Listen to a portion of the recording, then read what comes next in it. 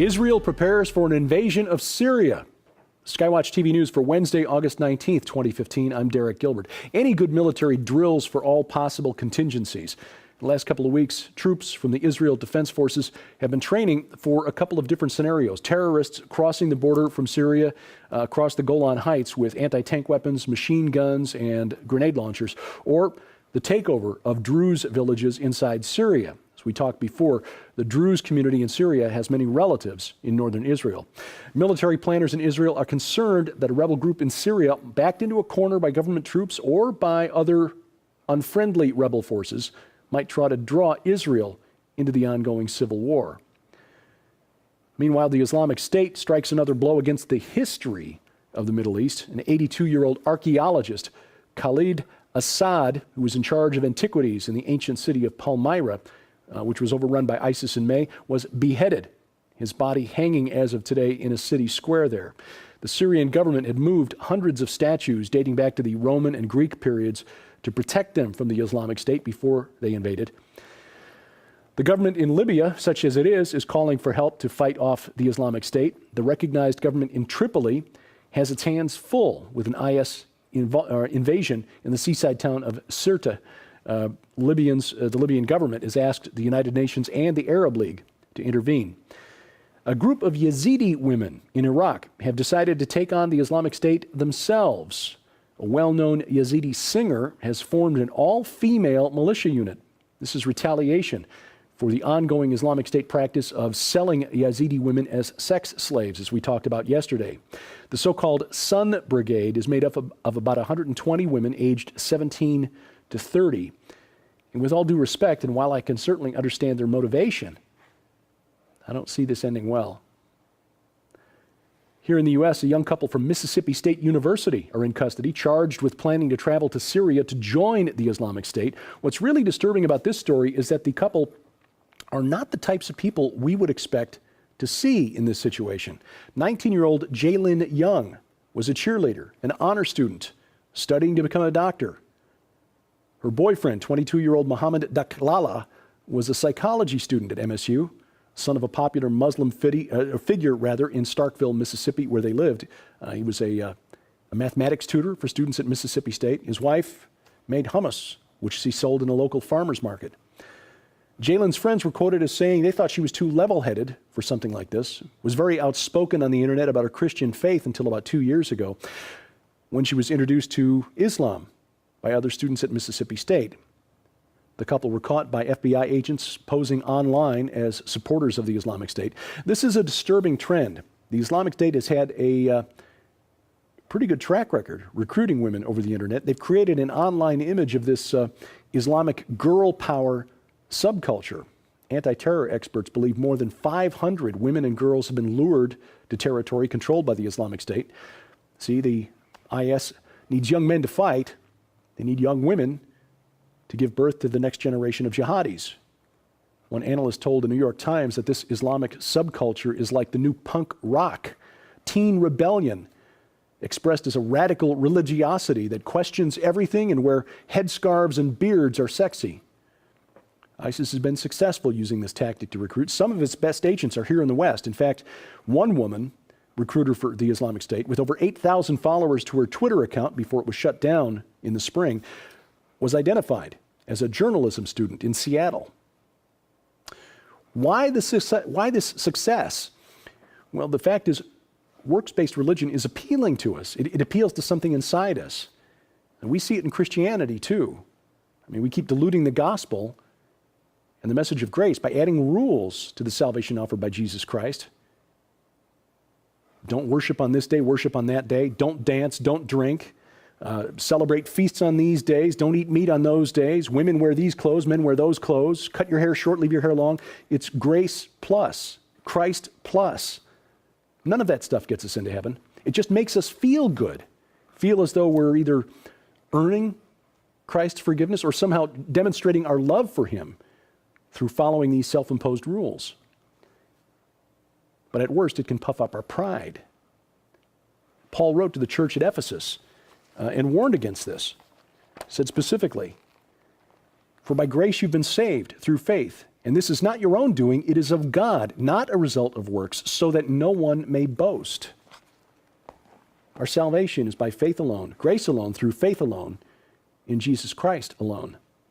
I was reminded of this as I watched this video clip, which has nothing to do with religion. It just illustrates a mindset, a worldview.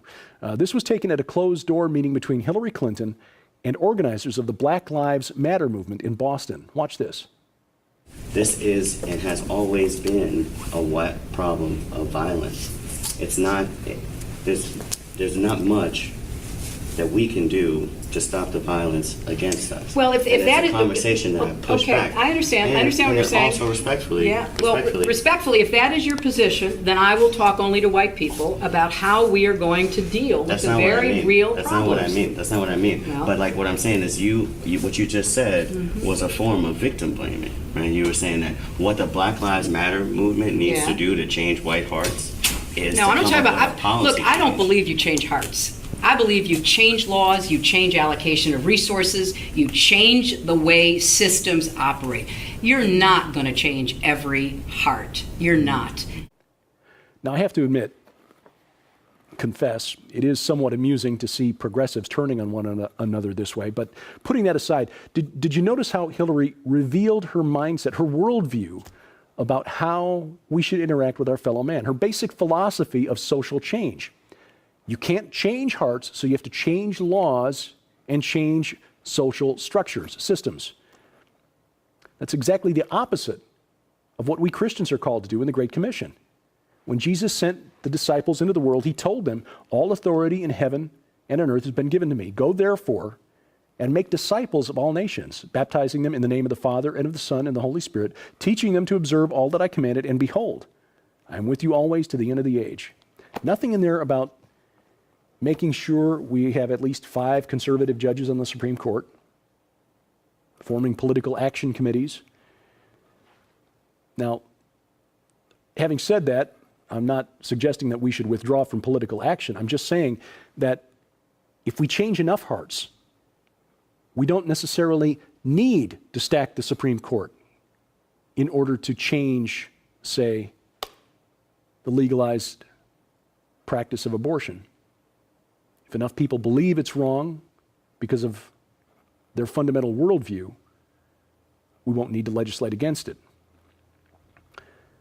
Now, I realize we live in a real world where people are fallen, and we do need laws in order to preserve order, to discourage or punish certain behaviors. We can change laws to force people to behave in a certain way, but if their hearts are not changed, how does this please God in any way? In other words, are we really interested in sharing the good news of salvation, being rescued from the wages of sin, which is death? Or are we just satisfied to impose an outward form of righteousness with unregenerate hearts inside? The Pharisees in Jesus' day were really good at that. Outwardly righteous, inwardly corrupt, full of lust and jealousy and hatred. Jesus called them whitewashed tombs. Now again, I realize in the real world, the fallen world in which we live, there are some people who will only behave righteously as a result of a cost-benefit analysis. In other words, their good works, their righteous behavior, lawful behavior, will only result because they've figured out that the risk of being caught and punished is too high to do what they want to do. But if we substitute just imposing morality on unbelievers without changing their hearts, by sharing the good news and making disciples of all nations, how are we different from the Pharisees? Or for that matter, Hillary Clinton?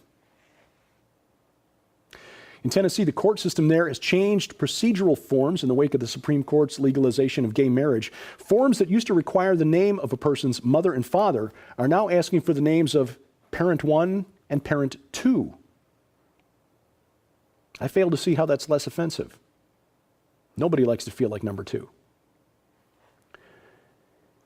And things just got very interesting for people who are looking for a discreet online way to cheat on their spouses, or partners. Ashley Madison, the dating site that targets the unfaithful, was hacked, and the hackers have released about 10 gigabytes of information. Now, for reference, that's about equivalent to the size of the file of an HD movie. A lot of information. Login details and account information for 32 million users going back to 2007, including names, email addresses, and telephone numbers. Interestingly, about 15,000 of the email addresses released by hackers came from .mil and .gov email servers. Finally, a disturbing story from North Carolina. A newspaper reporter for the Gaston Gazette. Now, Gaston is in northeast of Raleigh. It's on the Virginia border. The Gaston Gazette tweeted this photo looking for information about this character. This person, who apparently has the same fashion sense as the Emperor Palpatine from the Star Wars movies, reportedly dropped raw meat at a playground in Gaston. Police there say they can't verify the authenticity of the photo, and this may just be a prank. But again, at least a reporter for the Gaston Gazette doesn't think so.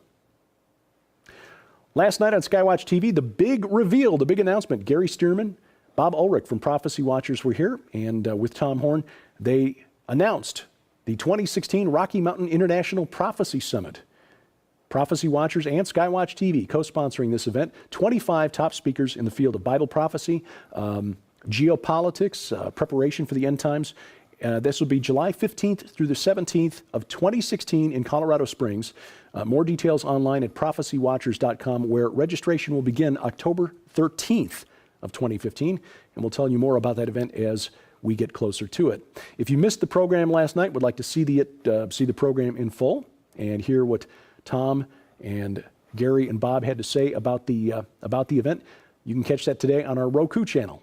The SkyWatch TV Roku channel is in the Roku channel store. If you have an account, search the store for SkyWatch TV and add us, or log on to skywatchtv.com/Roku. During the month of August, for your gift of $20 or more, we offer these books to you: Discovering the City of Sodom by Dr. Stephen Collins and Dr. Latane Scott, a true account of the discovery of the Old Testament's wickedest city, and the latest book from Dr. Billy Graham, and possibly his last book. Billy Graham is 95 years old, giving a clear presentation of the gospel message: sin and salvation and the shed blood of Jesus Christ. Billy Graham, The Reason for My Hope, Salvation. Both of these books, yours is our gift. For your gift of $20 or more, log on to skywatchtv.com. Thank you for your comments, questions, and suggestions. Keep sending them our way. dgilbert@skywatchtv.com is my address. And I thank you for watching. As we keep watch, I'm Derek Gilbert, and this is SkyWatch TV.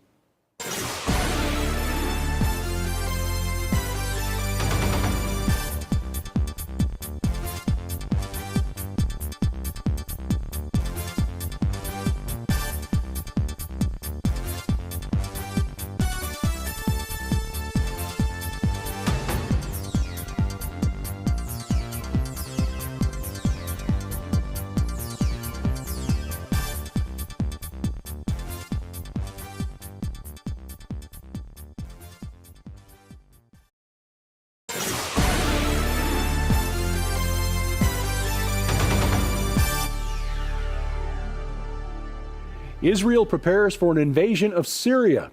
SkyWatch TV News for Wednesday, August 19th, 2015. I'm Derek Gilbert. Rebel forces might try to draw Israel into the ongoing civil war. Meanwhile, the Islamic State strikes another blow against the history of the Middle East. An 82-year-old archaeologist, Khalid Assad, who was in charge of antiquities in the ancient, any good military drills for all possible contingencies. The last couple of weeks, troops from the Israel Defense Forces have been training for a couple of different scenarios. Terrorists crossing the border from Syria across the Golan Heights with anti-tank weapons, machine guns, and grenade launchers. The city of Palmyra, which was overrun by ISIS in May, was beheaded, his body hanging as of today in a city square there. The Syrian government had moved hundreds of statues dating back to the Roman and Greek periods to protect them from the Islamic State before they invaded. Or the takeover of Druze villages inside Syria. As we talked before, the Druze community in Syria has many relatives in northern Israel. Military planners in Israel are concerned that a rebel group in Syria, backed into a corner by government troops or by other unfriendly